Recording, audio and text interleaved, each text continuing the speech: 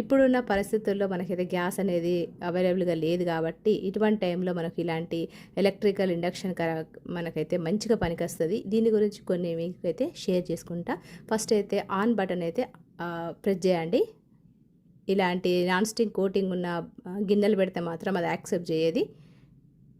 ఇక్కడ కరెంట్ అనేది ఇంక్రీజ్ అయితే లేదు, డిక్రీజ్ అయితే లేదు, అసలు ఏమి చూపిస్తలేదు కదా. అంటే ఇది నాన్ స్టిక్ కాబట్టి కోటింగ్ ఉన్నది కాబట్టి యాక్సెప్ట్ చేస్తలేదు.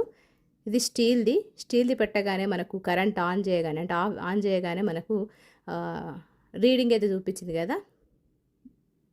ఇక్కడ మనం కొద్దిగా వాటర్ వేసి చూపిస్తా. ఫస్ట్ అయితే ఇక్కడ 1000 ఉంది కరెంట్. ఇప్పుడు మనం దీన్ని ఇంక్రీజ్ చేసుకోవచ్చు. 1800 వరకు మనకు ఇంక్రీజ్ చేసుకోవచ్చు హీట్. ఇక్కడ మైనస్ సింబల్ ఉంది కదా, దాన్ని మనము డిస్క్రీజ్ చేసుకోవచ్చు 400 వరకు. నిజంగా గ్యాస్ కన్నా తొందరగా మనకు ఈ ఎలక్ట్రికల్ ఇండక్షన్లో మనము కర్రీస్ అయినా రైస్ అయినా ప్రిపేర్ చేసుకోవచ్చు. కానీ ఓన్లీ స్టీల్ దానిలో మాత్రమే ప్రిపేర్ చేసుకోవచ్చు. Silver coating non stick pan ఉన్నాయి అయితే మనము ఇందులో యాక్సెప్ట్ చేయదన్నట్టు.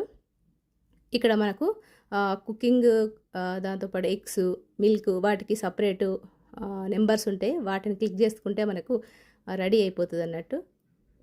ఇక్కడ మనము వంట చేసేటప్పుడు దీన్ని ముట్టుకున్నా కూడా మనకి ఎటువంటి హీట్ అనేది ఉండదు. ఓన్లీ మనకు గిన్నె ఎక్కడ ఉందో ఆ గిన్నెక సైడ్ అంటే ఆ గిన్నె కింద మాత్రమే కరెంట్ అనేది పాస్ అవుతుంది అన్నట్టు. ఇంకా దాని పక్కన ఉన్న ఏ జగల కూడా మనకు పాస్ కాదు కరెంటు. పిల్లలు ముట్టుకున్నా కూడా ఎటువంటి ప్రాబ్లం రాదు.